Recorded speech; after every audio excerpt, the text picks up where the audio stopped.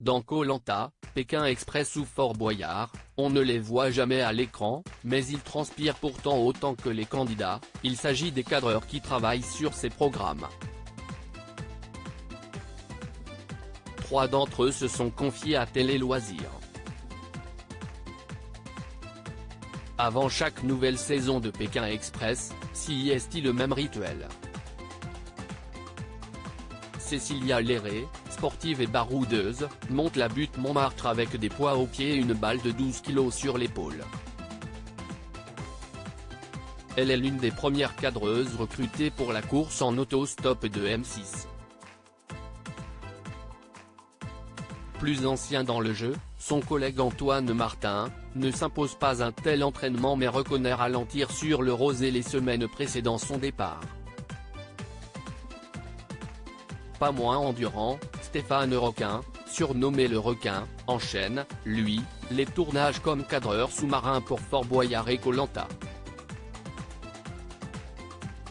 Des cadreurs habitués aux situations extrêmes sur des émissions de télé invisibles aux yeux des téléspectateurs, ces aventuriers sont confrontés à des conditions hors normes de tournage. Courant violent, pluie torrentielle, chaleur suffocante. Ils sont en première ligne avec une caméra de 12 kg sur l'épaule. Il faut suivre les candidats partout. Ça ne s'arrête jamais, explique Cécilia. Son collègue de Pékin Express, Antoine a été marqué par un trek dans le désert, dans les environs de Dubaï, saison 15, le plastique de mes chaussures fondait, j'avais le sable qui me brûlait les pieds. Pour Stéphane, la transition entre Koh Lanta et Fort Boyard peut être brutale, il m'arrive de passer d'une eau de 30 degrés à 17 degrés, ça fait tout drôle, plaisante-t-il.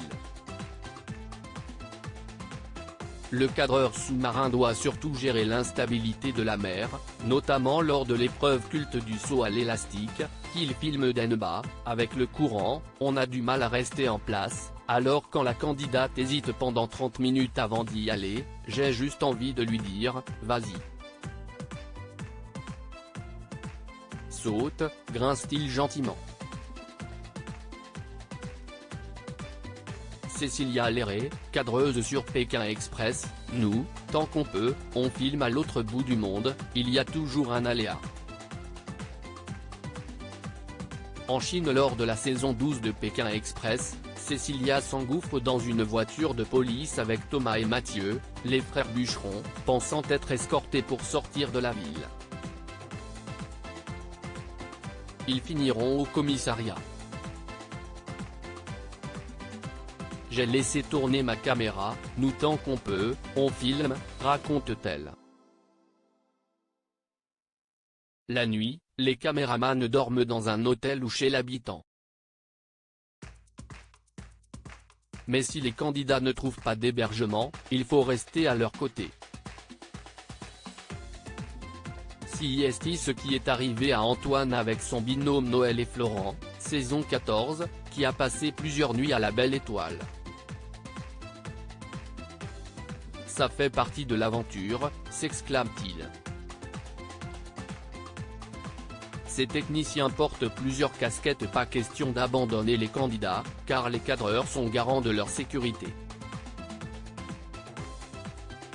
Parfois, en voiture, ils interviennent auprès du conducteur s'il dépasse les limites de vitesse autorisées.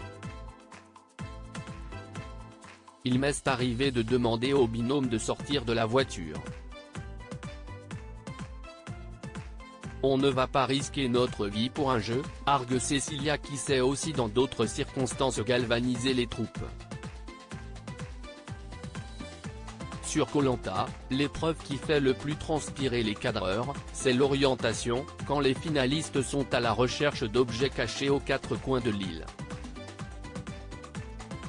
Le caméraman doit aussi s'improviser journaliste. Comme en témoigne Stéphane, on court derrière eux pour les filmer mais on les pousse aussi à verbaliser ce qu'ils font pour raconter une histoire. Autant de contraintes vite oubliées face au privilège de ces aventures hors du commun. Si Stéphane garde des souvenirs impérissables de ses nuits sur le fort, Cécilia n'échangerait également sa place pour rien au monde. Oui, si est difficile mais je suis prête à rempiler 1 milliard de fois. À lire aussi. Pas vu dans Koh-Lanta 2023, la production lève le voile sur les abandons de Benjamin et Martin.